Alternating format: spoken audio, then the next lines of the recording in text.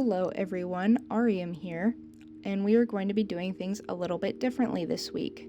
I decided to step out of my comfort zone a little and start recording with my voice and just kind of see how that goes. I am recording this on a cell phone as that's the best I have right now, so I apologize for any poor audio quality. I decided to start leaning into my passion for dinosaurs a little bit more and start working more heavily on the paleo art side of things. So I decided to start a new series on the channel called Dinosaur Days, where I show a speed paint of a dinosaur while giving you some fun facts and little research snippets that I could find. I think we're going to go ahead and start with Carnotaurus. There is currently only one species of Carnotaurus known to science, Carnotaurus sastriae, and everything known about this animal comes from one single skeleton. The skeleton was found in Argentina in the 1980s, and based on the bone structure and carbon dating, it's estimated that Carnotaurus lived in the late Cretaceous period around 70 million years ago. Carnotaurus is a theropod dinosaur, which means that it is bipedal, or walks on two legs, and carnivorous. Other theropods that are found in popular media include the Tyrannosaurus rex and the velociraptor. Both of those would be considered theropods. Carnotaurus is found within the Abelosaurid genus, which places it with other theropod dinosaurs that have similar body structures, mainly a very large head and very tiny arms. The tiny arms known in the Abelosaurid genus are still a topic of hot debate today. It used to be thought that these were vestigial organs, vestigial limbs, something like the appendix in humans. Not used, not necessary, but it hasn't really evolved out yet. However, recent simulations and musculature reconstructions have shown that the muscles around and attached to these arms were extremely complex and very strong. Additionally, these arms were attached to the body in a ball and socket joint that would have allowed for maximum rotation, which isn't something that the body would add resources to if it was unnecessary. So if these tiny arms aren't used for fighting or hunting, and they aren't on their way out from an evolutionary standpoint, what are they used for? Why are they so strong and have such flexibility? Well, new leading theories suggest that they may have been used for breeding purposes. Generally, if there is an unexplained aspect to an animal's physiology, the explanation is actually mating. The recent docuseries Prehistoric Planet demonstrated this idea, having the Carnotaurus's arms be brightly colored and then used in an elaborate mating display. Many birds today, relatives of the dinosaurs, including birds of paradise, use color and dancing, along with many other rituals, to display health, strength, and good genetics to potential partners. It's possible that this is the reason for these tiny arms to not evolve out of these dinosaurs. However, of course, that is just a theory and a relatively new one, so we'll have to see if any new evidence comes to light soon. Another fun fact about the Carnotaurus is that its right leg is apparently impossible for me to draw, as this took 6 or 7 attempts over 30 to 45 minutes, so be glad I'm not forcing you to sit through all that. Other than the stubby arms, the most iconic features of the Carnotaurus are its big blocky head and the horns in its skull.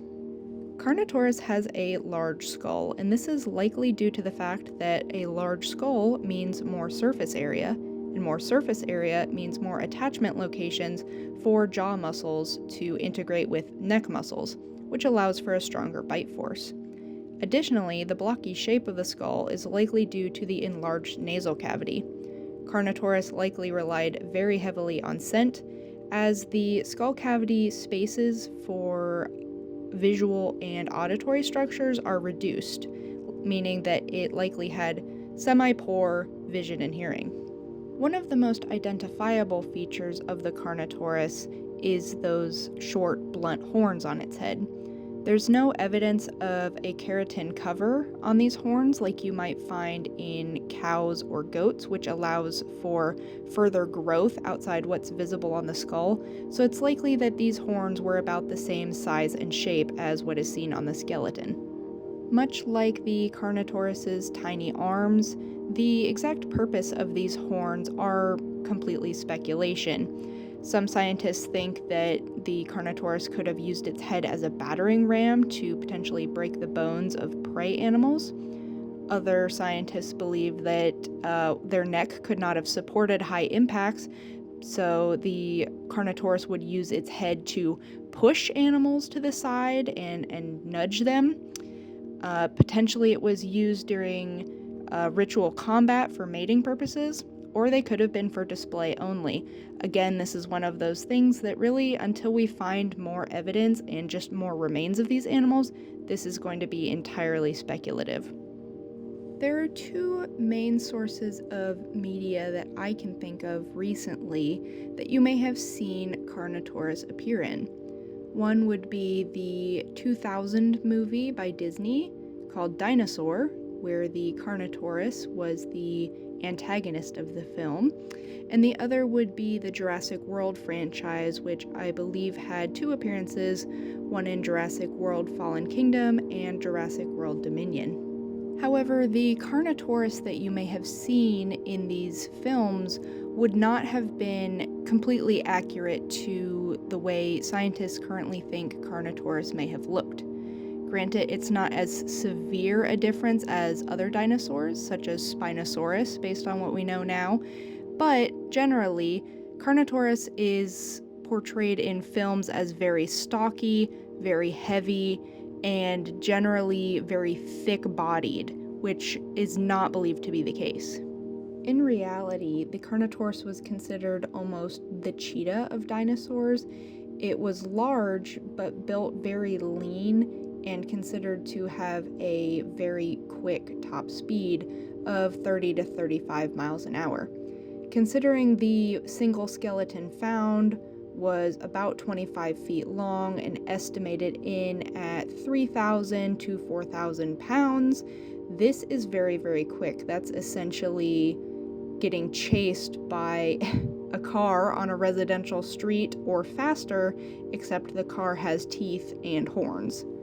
Overall, the Carnotaurus is one of the most visually distinct and interesting dinosaurs in my opinion, and I can't wait to see what new research comes out about them in the future. So that will go ahead and wind down our very first Dinosaur Days episode.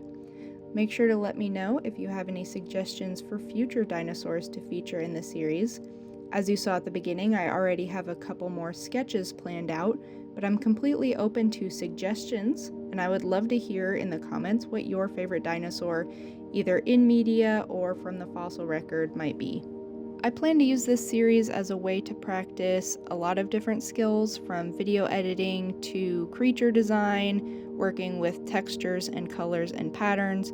So if anyone has any suggestions, advice, or critiques, I am more than willing to hear what you have to say. Thank you for watching. I hope everyone has a wonderful day, and always remember to smile.